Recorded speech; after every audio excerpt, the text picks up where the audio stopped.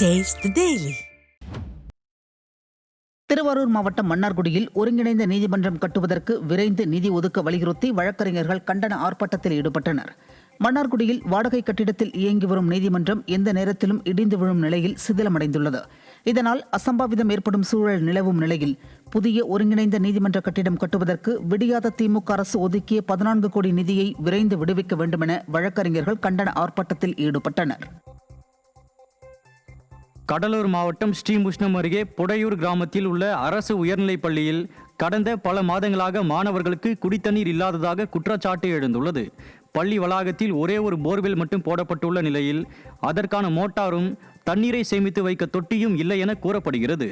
இதனால் மாணவர்கள் குடிநீர் பிடிப்பதற்காக அக்கம் பக்கத்தில் உள்ள வீடுகள் மற்றும் வயல்வெளிகளில் உள்ள மோட்டார் பம்புகளை நாடி செல்கின்றனர். எனவே விடியாத அரசின் மாவட்ட நிர்வாகம் உரிய நடவடிக்கை எடுக்க வேண்டும் என்றும், இல்லையெனில் சாலை மறியல் போராட்டத்தில் ஈடுபட போவதாகவும் கிராம மக்கள் எச்சரித்தனர். சென்னை விமான நிலையத்தில் ஏடிஆர் ரக விமான பயணிகளுக்கு விமான இணைப்பு பாலமான ஏரோ பிரிட்ஜ் வசதிகள் இல்லாததால் பயணிகள் கடும் அவதியடைந்து வருகின்றனர். இதனால் விமானங்களில் இருந்து தற்காலிகமாக பொருத்தப்படும் படிக்கட்டுகள் வழியாக கீழே இறங்கி விமான நிறுவனத்தின் பிக்கப் வாகனங்களில் ஏறி விமான நிலைய வருகை பகுதிக்கு பயணிகள் கொண்டு வந்து இறக்கிவிடப்படுகின்றனர். இதனால் நேர விரயம் மற்றும் சிரமமடைவதாக விமான பயணிகள் தெரிவித்துள்ளனர். புதியில் வரைபடத்திற்கு முரணாக கடைகள் கட்டப்படுவதாக கூறி நகராட்சி நிர்வாகத்தினருடன் வியாபாரிகள் வாக்குவாதம் செய்தனர். 30 ஆண்டுகளுக்கு முன் கட்டப்பட்ட 26 கடைகளை இடித்துவிட்டு புதிய காய்கறி கடைகளுடன் வணிக வளாகம் கட்டுவதற்கான ஆரம்ப கட்ட பணிகளின் போது இடையூறு ஏற்படும் விதமாக கட்டிடங்கள் கட்டுவது அறிந்து வியாபாரிகள் நகராட்சி அதிகாரிகளுடன் வாக்குவாதம் செய்தது சலசலப்பை ஏற்படுத்தியது. இதனால் நிர்வாக திறனற்ற ஸ்டாலின் அரசின் நகராட்சி நிர்வாகத்தை கண்டித்து அடுத்த கட்ட போராட்டம் மேற்கொள்ள ஆலோசித்து முடிவெடுத்து வருவதாக வியாபாரிகள் தெரிவித்தனர். நாமக்கல் மாவட்டம் ராசிபுரம் வட்டார வளர்ச்சி அலுவலகம் முன்பு திருநங்கைகள் சாலை மறியலில் ஈடுபட்டனர். ஆயிபாளையம் ஊராட்சி கோப்பம்பட்டி கிராமத்தில் திருநங்கைகளுக்கு இலவசமாக நிலம் வழங்கி வீடு கட்டும் பணி 8 மாதங்களுக்கு முன்பு தொடங்கியதில் கடந்த சில மாதங்களாக பணிகளை சரிவர மேற்கொள்ளாமல் ஒப்பந்ததாரர் இழுத்தடித்துள்ளனர். இதனால் ஆத்திரமடைந்த திருநங்கைகள் நிர்வாக திறனற்ற ஸ்டாலின் அரசின் நகராட்சி நிர்வாகத்தை கண்டித்து வட்டார வளர்ச்சி அலுவலகம் முன்புள்ள சாலையின் குறுக்கே படுத்து வாகனங்களை வழிமறித்து போராட்டத்தில் ஈடுபட்டது பரபரப்பை ஏற்படுத்தியது. 9 மாசம் அது என்ன வீடுன்னு கேக்குறீங்க? செங்கல் வச்சு கட்டி 2 பக்கம் பூசி கட்டுற வீடு இல்ல, இன்டர்லாக் கல்லு வீடு. இன்டர்லாக் கல்லு வீடு கட்டுறதுக்கே 9 மாசம். அந்த 9 மாசமும் எத்தனை அடி வந்திருக்குது?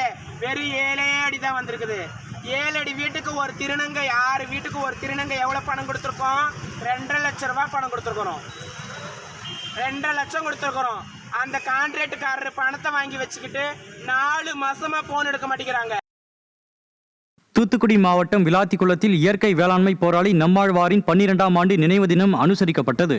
நம்மாழ்வாரின் திருவுருவ படத்துக்கு ஏராளமான இயற்கை விவசாயிகள் மாலை அணிவித்து மலர்கள் தூவி மரியாதை செய்ததோடு பல்வேறு வகையான பாரம்பரிய நெல் ரகங்களும் காட்சிப்படுத்தப்பட்டிருந்தன. இயற்கை விவசாயிகள் மற்றும் விவசாய சங்கங்களைச் சேர்ந்தவர்கள் ஏராளமானோர் இதில் பங்கேற்று இயற்கை வேளாண் விஞ்ஞானி நம்மாழ்வாருக்கு நினைவஞ்சலி செலுத்தினர். ஈரோடு மாவட்டம் அம்மாப்பேட்டை அருகே உள்ள சமயதாரனூர் பகுதியில் உள்ள பழமை வாய்ந்த கரிய பெருமாள் கோயிலில் ஸ்ரீ லட்சுமி நாராயண திருக்கல்யாண வைபோகம் வெகு விமர்சையாக நடைபெற்றது. அதிகாலை முதல் ஸ்ரீ நாராயண பெருமாளுக்கு பால், பழம், தயிர், திருநீறு, சந்தனம் கொண்டு சிறப்பு அபிஷேக பூஜைகள் செய்ததை தொடர்ந்து திருக்கல்யாண வைபோகம் வெகு விமர்சையாக நடைபெற்றது. ஆயிரக்கணக்கான பக்தர்கள் இதில் கலந்து கொண்டு கோவிந்தா கோவிந்தா என முழக்கங்களை எழுப்பி சுவாமி தரிசனம் செய்தனர்.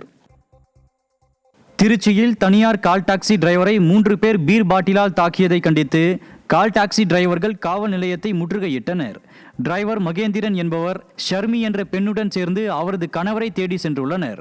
அப்போது லால்குடி பகுதியில் நின்ற ஷர்மியின் கணவர் அவரது நண்பர்கள் 2 பேருடன் சேர்ந்து கால் டாக்ஸி டிரைவரை பீர் பாட்டிலால் தாக்கியுள்ளனர். இதில் படுகாயமடைந்த மகேந்திரன் மருத்துவமனையில் அனுமதிக்கப்பட்ட நிலையில் தாக்குதலில் ஈடுபட்டோரை கைது செய்ய கோரி கால் டாக்ஸி டிரைவர்கள் காவல் நிலையத்தை முற்றுகையிட்டனர். சேலம் மாவட்டம் எடப்பாடி நகர்மன்ற கூட்டத்தில் அதிமுக கவுன்சிலர்கள் வாக்குவாதத்தில் ஈடுபட்டது பரபரப்பை ஏற்படுத்தியது. அதிமுக நகர்மன்ற உறுப்பினர் முருகன் தலைமையிலான அதிமுக கவுன்சிலர்கள் எடப்பாடி நகராட்சி முழுவதும் மின்விளக்கு பராமரிப்பு, குடிநீர் பராமரிப்பு முறையாக செய்யப்படாததை கண்டித்து நகர்மன்ற கூட்டத்தில் கடுமையாக வாக்குவாதம் செய்தனர். இதனால் எடப்பாடி நகர்மன்ற கூட்டத்தில் பரபரப்பு ஏற்பட்டது. மதுரை மாவட்டம் முசிலம்பட்டியில் நடைபெற்று வரும் பேருந்து நிலைய விரிவாக்க பணிகளின் பெரும் பகுதிகளுக்கான சுவர்களில் விரிசல் ஏற்பட்டுள்ளது. 2 ஆண்டுகளுக்கு முன்பு துவங்கி 8 கோடி ரூபாய் மதிப்பீட்டில் கட்டப்பட்டு வரும் புதிய பேருந்து நிலைய விரிவாக்க பணிகள் ஆமை வேகத்தில் நடைபெறுவதோடு பெரும்பாலான சுவர்களின் நடுவில் விரிசலும் ஏற்பட்டு உள்ளது. இதனால் அதிர்ச்சியடைந்த பொதுமக்கள் ஆபத்தான நிலையில் நடைபெறும் பணிகளை விடியாத ஸ்டாலின் அரசின் மாவட்ட நிர்வாகம் ஆய்வு செய்து சீரமைக்க வலியுறுத்தினர்.